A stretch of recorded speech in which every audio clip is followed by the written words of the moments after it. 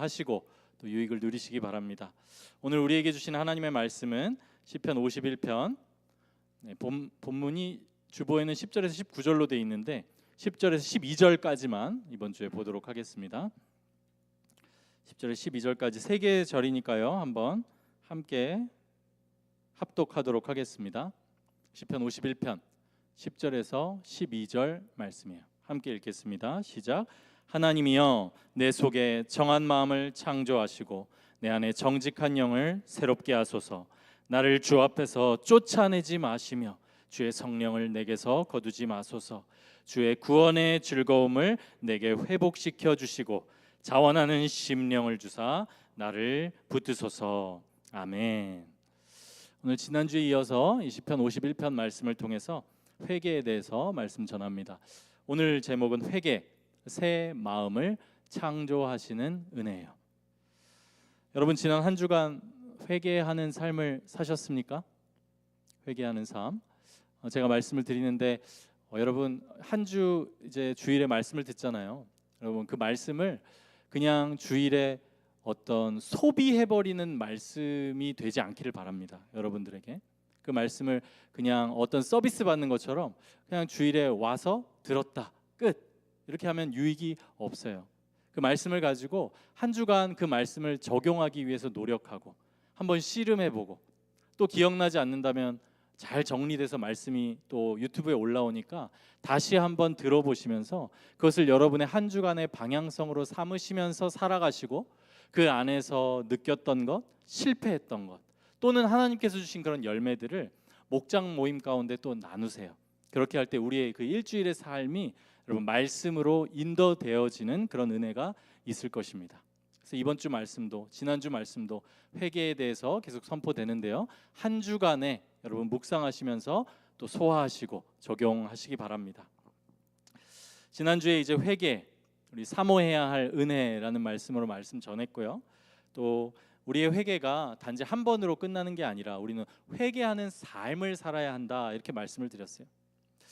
근데 회개라고 하면 우리들이 참 회개라는 말이 익숙하잖아요. 그렇죠? 또 우리는 매주 회개하잖아요. 대표 기도할 때도 회개하잖아요. 그러니까 그게 참 필요하고 우리의 삶이 회개여야 하는데 때로는 우리가 이 회개에 대해서 갖는 마음이 어떤 형식적이고 반복적이고 습관적인 죄에 대해서 그냥 형식적으로 고하는 어떤 이런 것이 되기가 쉽다는 거예요. 근데 성경에서 말씀하는 회개 그리고 회개하는 삶을 살아야 한다는 것은 그런 회개를 하라는 말씀이 아니라는 거죠. 우리들이 많은 경우에 이제 회개를 그렇게 생각하는데요. 그게 아니라는 거예요. 물론 우리는 죄를 고백해야 돼요. 그리고 그 죄를 그리스도의 보혈로 덮어달라고 우리가 간구해야 됩니다. 근데 우리가 거기에서만 끝난다면 어쩌면 우리 회개가 이 반쪽짜리 회개, 온전치 못한 회개일 수 있어요. 거기서 그냥 죄를 고하고 그냥 죄가 없어지고 덮이고 끝나는 것이라면 그게 반쪽짜리 회개가 될 수 있고요. 형식적이고 그저 습관적이고 아무런 몸이 건조한 회개가 우리의 삶이 될 수 있다는 거예요. 오늘 설교의 요지는 이것이에요. 여러분 회개의 자리에서 우리가 구해야 할 것이 있습니다. 그것은 새 마음이에요. 새 마음. 우리는 회개의 자리에서 새 마음까지 나아가야 돼요. 뭘 구해야 된다고요? 새 마음. 새 마음까지 구해야 돼요.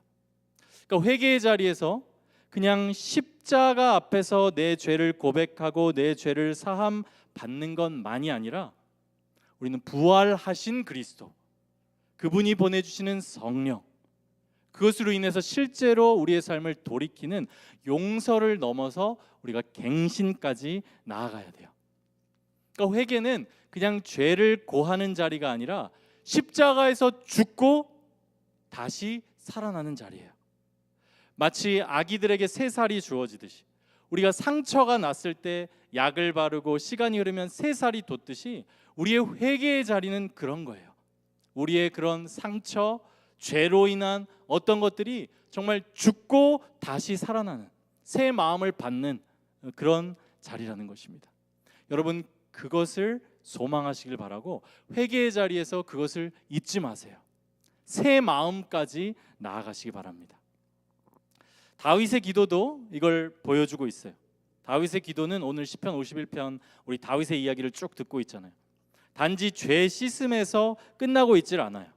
용서를 구하는 것을 넘어서서 다윗은 갱신을 간구하고 있어요. 그 기도가 이런 기도예요. 내 안에 새 마음을 창조하소서. 우리 10절에서 12절 본문 말씀인데 우리 한 번 더 읽겠습니다. 시작. 하나님이여 내 속에 정한 마음을 창조하시고 내 안에 정직한 영을 새롭게 하소서. 나를 주 앞에서 쫓아내지 마시며 주의 성령을 내게서 거두지 마소서. 주의 구원의 즐거움을 내게 회복시켜 주시고 자원하는 심령을 주사 나를 붙드소서. 아멘. 오늘 본문에서 새 마음의 창조를 보기 전에 한번 11절, 12절을 통해서 회개 전의 상태를 한번 살펴보겠어요. 회개 이전의 상태. 우리는 이 성경의 묘사를 통해서 우리의 상태를 또 점검해 볼 수가 있어요. 12절을 보시면요, 주의 구원의 즐거움을 내게 회복시켜 주시고 자원하는 심령을 주사 나를 붙드소서 이렇게 고백하는데, 이 말을 반대로 바꾸면 지금 다윗에게는 구원의 즐거움이 없는 거예요. 구원의 즐거움. 여기 즐거움이라고 번역된 단어가 히브리어 사손이란 단어인데 의미를 찾아보니까 의기양양하다, 기뻐서 어쩔 줄 모르다, 이런 단어예요. 여러분 이런 감정을 경험해 보신 적이 있을 거예요. 하나님과의 교통이 열리고 나의 죄가 사함받고 그것이 확신이 있고 정말 하나님과의 그 교통 안에서 내 마음이 기뻐 뛰노는 것 같은 그런 감정을 느끼신 적이 있을 거예요. 하나님 앞에서 기뻐 뛰노는 모습이에요. 구원의 즐거움이에요. 여러분 물어보겠어요. 여러분의 신앙생활에 즐거움이 있으십니까? 즐거움. 여러분 신앙생활을 억지로 하고 있지 않아요? 마치 정말 벽돌을 씹는 느낌으로 하고 있지는 않습니까? 신앙생활을 억지로 형식적으로 해야 되니까. 여러분 즐거움이 있느냐? 이걸 여러분 마음에 한번 질문해 보세요. 즐거움. 이게 부차적인 문제가 아니에요. 즐거움이 부차적인 문제가 아니고 아주 본질적인 질문이에요. 신앙생활에 내가 즐거움이 있느냐? 정직하게 물어보세요. 나를 속일 수는 없잖아요. 내 삶에 하나님으로 인한 그 하나님과의 교통으로 인한 즐거움이 있는지. 이게 없으면 이상하게 여겨야 돼요. 이게 없으면 회복되어야 될 상태예요. 물론 이게 우리의 삶에 언제나 막 무조건 웃음이 넘치고 행복할 수는 없어요. 그럴 수는 없어요. 저도 때로는 뭐 우울하기도 하고, 저도 때로는 처지기도 하고, 뭐 그런 순간이 있습니다. 어떤 기분 좋은 감정이 계속 유지되어야 한다는 이야기는 아니에요. 그러나 우리 신앙생활에는 분명히 즐거움과 기쁨이 있어요. 있어야 돼요. 그리고 있어야 돼요. 이게 즐거움이라고 해서 다 같지 않아요. 즐거움이라고 해서 고난의 때, 애통의 때에는 그 즐거움은 위로라는 종류의 형태로 와요. 위로로 와요. 그러니까 이 신앙생활의 본질이에요. 즐거움이 있느냐, 누림이 있느냐. 여러분 시편 1편에서 우리 웨스트민스터 소요리문답 1문 살펴봤어요. 인생의 제일 되는 목적이 무엇인가? 뭐라고 했어요? 하나님을 영화롭게 하고 그분을 영원토록 즐거워하는 거예요. 여러분 즐거워하는 거예요. 하나님이 이렇게 좋은 분이구나. 아, 그 복음이 하나님이 날 이렇게 사랑하시는구나. 이거 즐거워하는 거예요. 이 즐거움이 부차적인 게 아니라고요. 신앙의 본질이에요. 그리고 복음을 누리고 있다면 반드시 나올 수밖에 없는 반응이에요. 이 즐거움이 있는지 물어봐야 돼요. 다윗은 지금 이 구원의 즐거움을 잃어버렸어요. 다윗의 시편을 보세요. 얼마나 깨끗한 교통 가운데 하나님을 노래하며 하나님과 친밀한 교제를 누리고 있어요. 죄가 막아버렸어요. 그 교통을, 그 즐거움을. 다윗의 경우에는 사실 너무나 치명적이고 직접적인 죄가 문제가 됐어요. 이 즐거움을 잃어버렸어요. 여러분은 어떠세요? 직접적이고 치명적인 죄가 가로막고 있지는 않을 수도 있어요. 다윗처럼. 그러나 우리는 너무나 쉽게 이 구원의 즐거움을 다른 즐거움으로 바꿔버려요. 다른 즐거움으로. 여러분의 삶을 돌아보세요. 이 구원의 즐거움을 그냥 다른 즐거움으로 너무 쉽게 바꿔버리고 사는 모습이 우리 모습이야. 그런데요, 그런 다른 종류의 즐거움은 나를 중독시키고 내 삶을 정말 든든하게 서게 만드는 게 아니라 서서히 무너지게 만들어요. 근데 구원의 즐거움은 그런 즐거움과는 질적으로 다릅니다. 구원의 즐거움은 신기해요. 나의 삶을 든든히 세우는 즐거움이에요. 그러므로 우리의 삶 가운데 이 구원의 즐거움이 회복될 때 자원하는 심령, 그리고 더 우리의 삶에 와닿게 표현하면 삶의 의욕을 일으켜요. 구원의 즐거움이 있을 때. 반대로 구원의 즐거움이 없을 때 우리는 삶의 의욕이 사라져요. 구원의 즐거움이 회복될 때 새로운 삶의 의욕이 생겨요. 하나님을 향해서 뭔가를 하고 싶은 마음이 생겨요. 다윗은 지금 그 회복을 구하고 있어요. 여러분의 삶을 돌아보세요. 또 우리의 어떤 그런 하찮은 즐거움으로 계속해서 우리의 시간을 사용하고 또 바꾸는 그 삶을 생각해 보세요. 죄는 우리를 항상 속여요. 죄는 기쁨을 약속하는 것이 아니라 쾌락을 줍니다. 근데 쾌락 이후에는 항상 더 깊은 침체를 가져와요. 그러나 구원의 즐거움은 이 자원하는 심령, 삶의 의욕을 회복시키고 삶을 든든하게 세웁니다. 여러분, 하나님과의 교통으로 마음에 힘이 생기잖아요. 뭔가를 하고 싶어져요. 그 힘으로 우리는 공부를 하는 거예요. 그 힘으로 직장 생활을 하는 거예요. 그 힘으로 인내하는 거예요. 그 힘이 있어야 해요. 이 구원의 즐거움으로 인하여 회복된 삶의 의욕이 있어야 돼요. 여러분, 혹시 내가 그저 지금 예배에 나올 때도 겨우겨우 나오고 또 하나님 앞에서 또는 사람 앞에서 그저 숨고 싶은 마음만 있다면 우리 내면의 힘이 지금 다 떨어진 거예요. 그것은 회복되어야 돼요. 여러분의 삶을 점검해 보세요. 구원의 즐거움이 있는지. 자, 이런 상태가 내 상태다 이렇게 느끼시는 분도 있을 거예요. 우리가 그런 모습이 있어요. 다윗도 지금 죄 앞에서 그렇습니다. 근데 다윗이 이런 상태에서 이제 근심하며 절박하게 기도해요. 11절 말씀이에요. 나를 주 앞에서 쫓아내지 마시며 주의 성령을 내게서 거두지 마소서. 이렇게 기도하고 있어요. 자, 이 기도에는 절박함도 들어있지만 두려움과 근심도 들어있어요. 두려움과 근심? 나쁜 거 아닌가? 이렇게 생각할 수 있어요. 그러나 우리는 하나님의 뜻대로 하는 근심을 해야 돼요. 필요한 근심이 있어요. 필요한 두려움의 감정이 있어요. 이런 근심이 바로 하나님의 뜻대로 하는 근심이에요.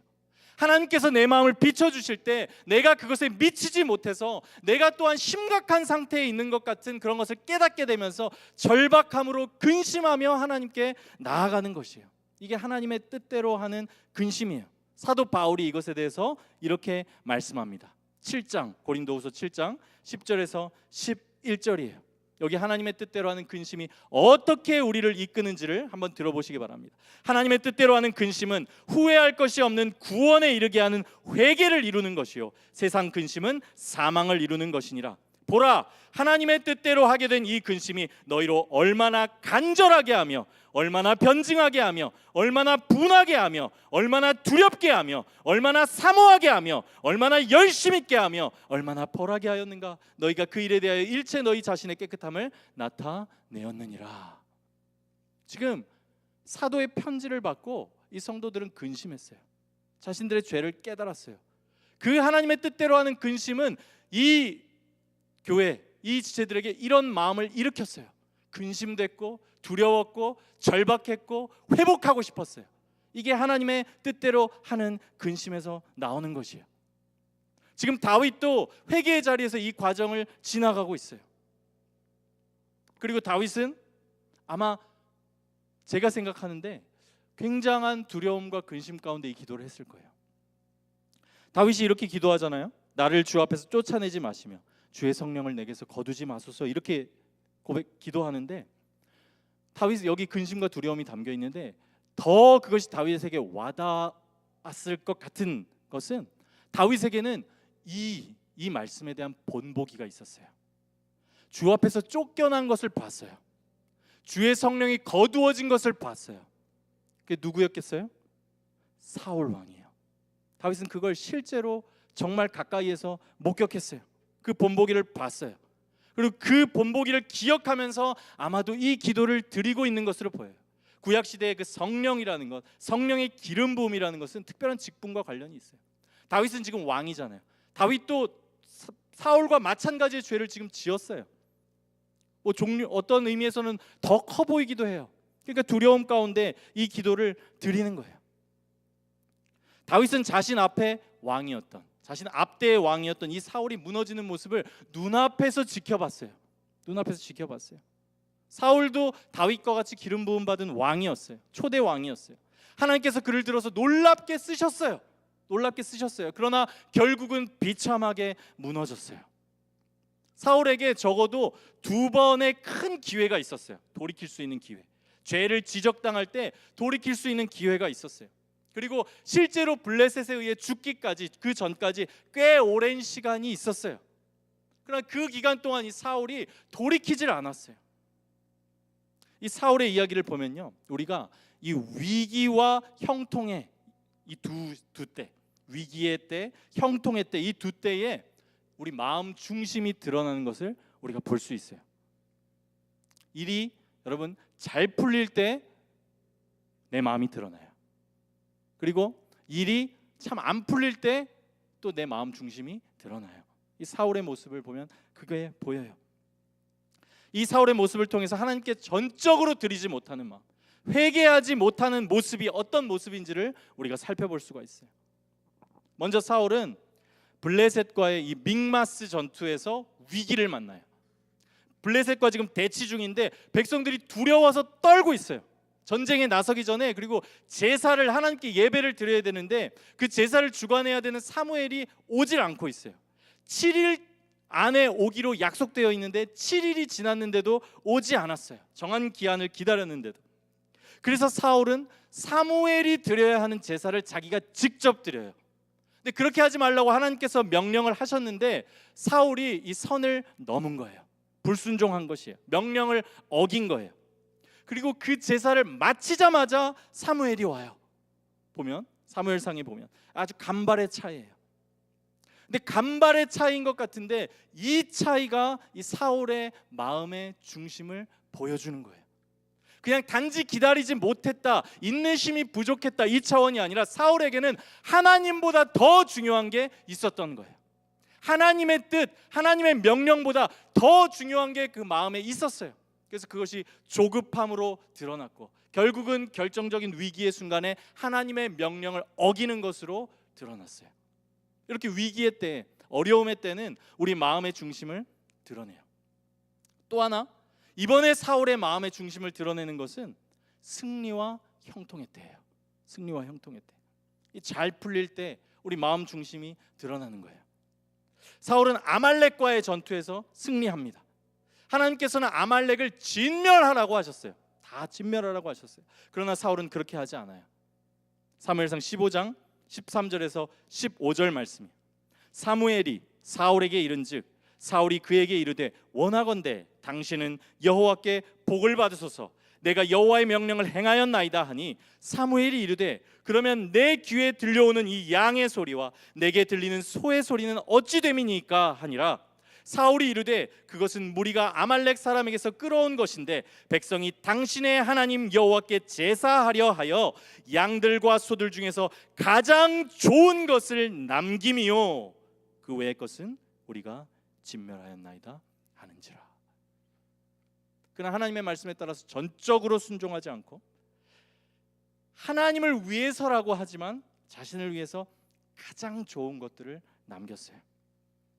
명분은 하나님을 위해서였지만 하나님께 전적으로, 전심으로 모든 것을 드리지 못하고 순종하지 못한 것이에요.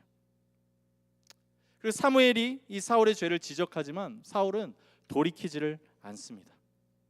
반성하는 겉모습은 있어요. 겉모습은 있어요. 전적으로 자신의 모든 것을 내려놓고 하나님께 드리지를 못해요. 진정한 회개가 없어요. 위기의 때와 형통의 때가 마찬가지예요. 그게 이렇게 사울의 그 마음 중심을 확 드러내는데 그는 하나님보다 다른 게 더 중요해요.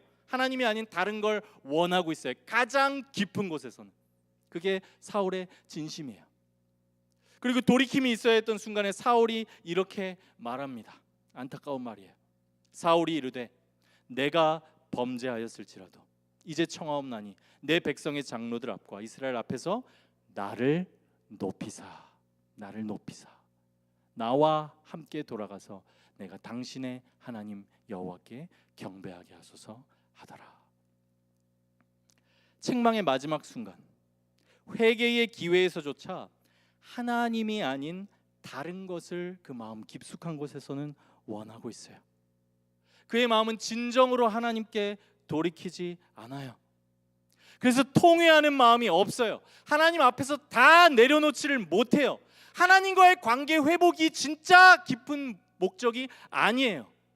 왕좌, 인기, 사람들 앞에서 높임을 받는 것, 이게 중요해요. 그래서 그 회개의 기회를 놓치고 계속해서 무너지다가 결국은 사울은 비참하게 죽어요. 다윗은 이런 사울의 경우를 봤어요. 아주 가까이에서 봤어요. 그래서 그 경우를 생각하며 근심하고 두려워하면서 하나님께 기도하는 거예요. 나를 주 앞에서 쫓아내지 마시며 주의 성령을 내게서 거두지 마소서. 여러분, 우리에게도 이 하나님의 뜻대로 하는 근심이 필요합니다. 여러분의 마음에서 그 근심이 있어야 해요. 우리 정직하게 우리의 마음을 들여다볼 때 사실 이런 사울과 같은 마음이 우리 마음이지 않습니까? 여러분, 다 드리지 못하고 전심으로 하나님을 바라지 못하고 그렇게 내가 사랑하는 것을 남겨두는 것이 우리 마음이 아니에요? 참, 우리는 다윗을 통해서도 우리를 비춰보지만 사울을 통해서도 우리의 마음을 하나님께서는 보여주세요. 하나님께 100% 내려놓지 못하고 내 것을 남겨두는 것이 우리의 부패한 마음이에요. 그리고 이게 바로 우리의 회개가 실패하는 이유예요. 우리가 사울과 같은 마음을 가졌기 때문에 우리의 회개는 실패해요. 그냥 위기를 모면하고자, 내 마음의 불편함을 해소하고자 회개의 자리에서도 끝까지 우리는 자기중심적인 거죠. 네, 그것을 놓치고 싶지 않은 거예요. 그 마음으로 나아가니 그냥 형식적으로 교리를 공식처럼 되뇌이면서 그냥 내 마음의 죄책감을 씻는 거죠. 거기서 끝나는 거예요. 그런데 우리는 이런 온전한 회개가 불가능한 자들이에요. 우리의 마음이 사울의 마음이기 때문이에요. 그래서 사랑하는 여러분, 그래서 우리가 온전한 회개로 나아가기 위해서는 우리의 마음을 새롭게 하시는 하나님의 창조의 역사가 필요해요. 내 안에 새 마음을 창조하소서. 이 기도가, 간절히 부르짖는 이 기도가 우리의 마음에 있어야 돼요. 이 부르짖는 기도가, 내 안에 새 마음을 창조하소서. 하나님이여, 내 속에 정한 마음을 창조하시고 내 안에 정직한 영을 새롭게 하소서. 이 마음이 필요해요. 이 기도가 필요해요. 이 정한 마음은 정결한 마음이에요.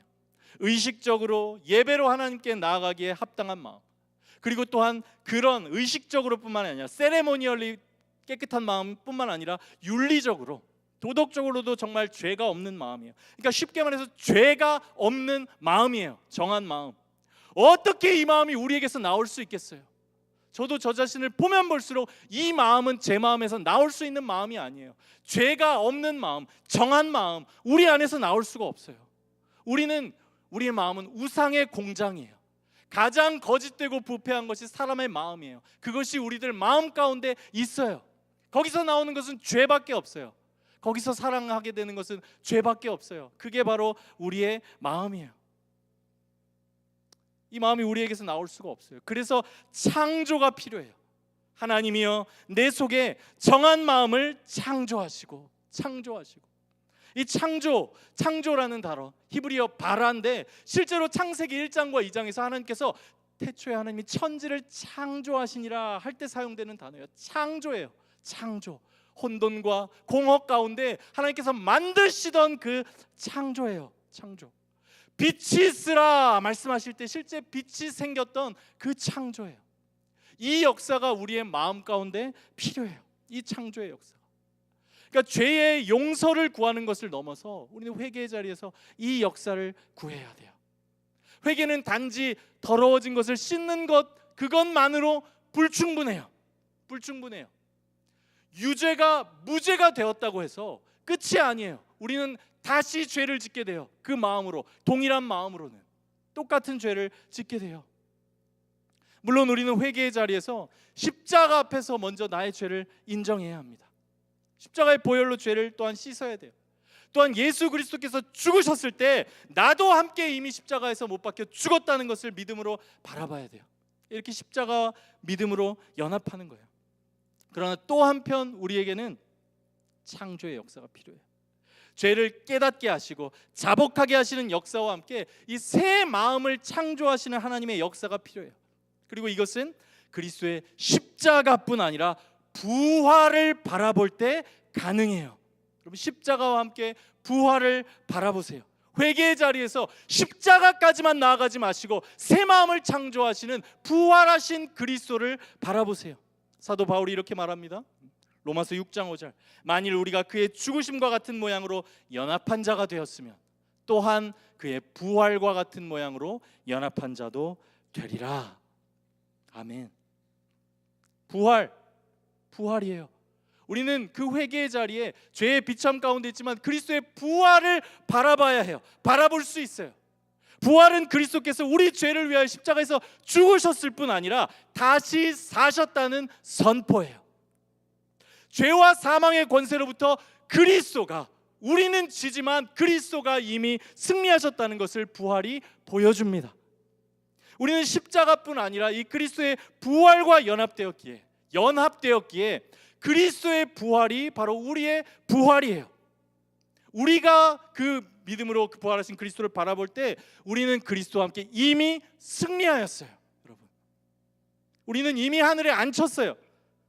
그리고 부활하신 그리스도께 우리가 성령을 구할 때 우리에게 우리의 어떠함이 아니라 예수 그리스도께서 십자가에서 죽으셨고 부활하셨고 하늘 보좌 우편에 계시기에 그것을 근거로 우리에게 성령과 새 마음을 부어 주신다는 것을 여러분 믿으시기 바랍니다. 부활하신 그리스도의 영, 그 성령을 구하는 거예요. 우리는 회개의 자리에 거기까지 나아가야 돼요. 성령을 구하세요. 새 마음을 구하세요. 예수님께서 이렇게 말씀하세요.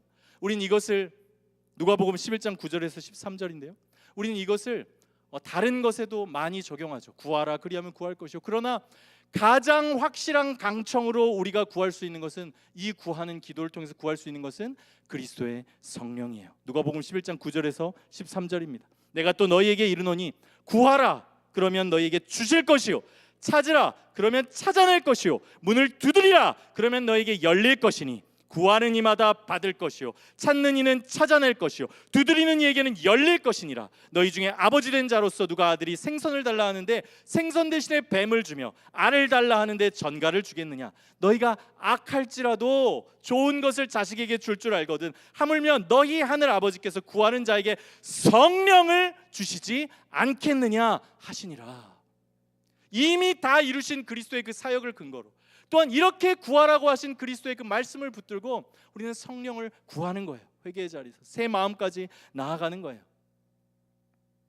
그리고 이 성령, 정한 마음이 이 부활의 능력으로 우리 안에서 이제 창조될 때 우리는 하나님의 뜻대로 다시 살아갈 수 있게 됩니다. 이것은 허상이 아니에요. 그렇게 살아갈 수 있게 돼요. 새 생명 가운데 살아가게 하려 하심이라. 여기 에스겔서의 예언에서도 이 그리스도의 십자가의 죄 씻음과 함께 그냥 죄 씻음으로 끝나는 것이 아니라 부활과 성령의 능력이 함께 담겨 있어요. 에스겔 선지자가 이렇게 예언해요. 이것이 그리스도 안에서 이루어진 예언이에요. 에스겔서 36장 25절에서 27절 말씀입니다. 맑은 물을 너희에게 뿌려서 너희로 정결하게 하되 곧 너희 모든 더러운 것에서와 모든 우상 숭배에서 너희를 정결하게 할 것이며. 그리스도의 십자가예요. 우리를 깨끗하게 해요. 씻어요. 정결 예식의 완성이에요. 그러나 거기서 그치지 않아요. 또 새 영을 너희 속에 두고 새 마음을 너희에게 주되 너희 육신에서 굳은 마음을 제거하고 부드러운 마음을 줄 것이며 또 내 영을 너희 속에 두어 너희로 내 율례를 행하게 하리니, 하나님의 뜻대로 살아갈 수 있게 한다는 거예요. 너희가 내 규례를 지켜 행할지라. 우리 회개의 자리는요, 십자가에서 나의 자아가 죽는 자리일 뿐 아니라 여러분 다시 살아나는 자리예요. 다시 새살이 돋는 자리예요. 거기까지 소망과 기대를 갖고 기도로 끝까지 나아가세요. 그것이 회개예요. 그냥 형식적으로 반복적으로 되뇌이고 끝나는 것이 아니라 더 깊이 나의 죄를 깨닫고 십자가에서 내가 죽었음을 인정하며 바라보며 믿음으로 바라보는 가운데 부활의 능력까지, 새 마음까지 하나님께서 이루신 그 구속 사역을 근거로 우리는 구하는 것이에요.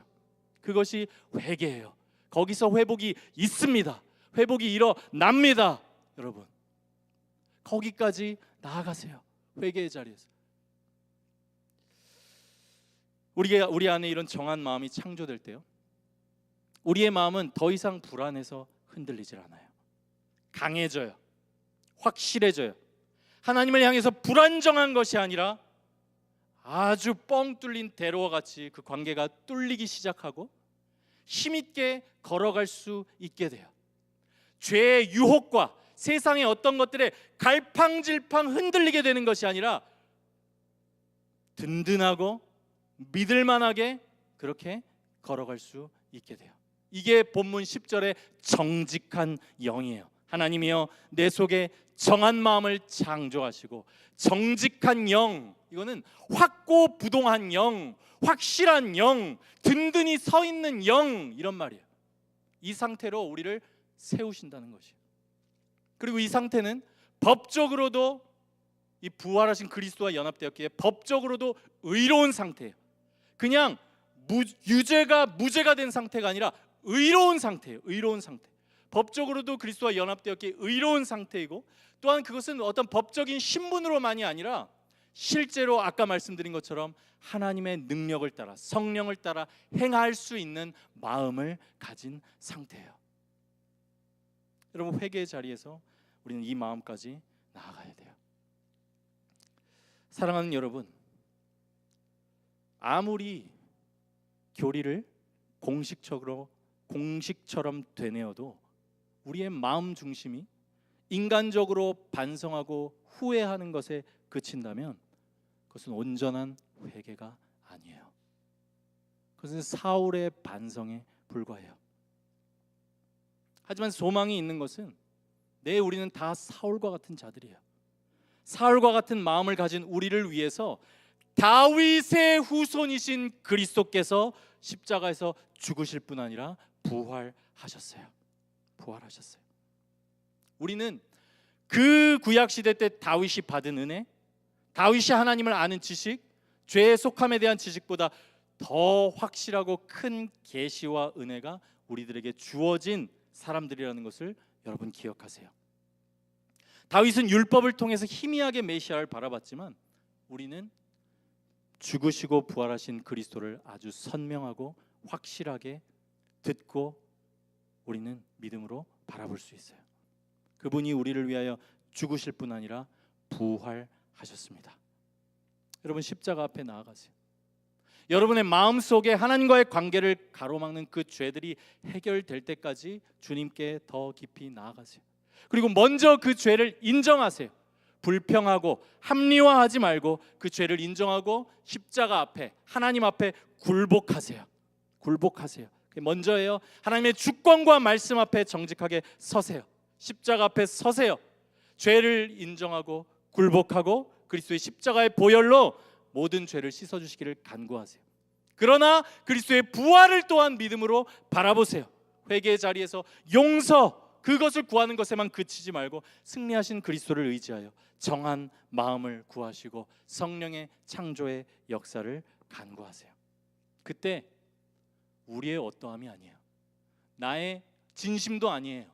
그리스도께서 이루신 그 구속의 역사를 근거로 하나님께서 우리 마음에 주시는 그 중심의 진실함을 주시며 우리의 마음을 회복시키며 성령의 충만함이, 새 살이 여러분들의 상처 위에 돋아날 것입니다.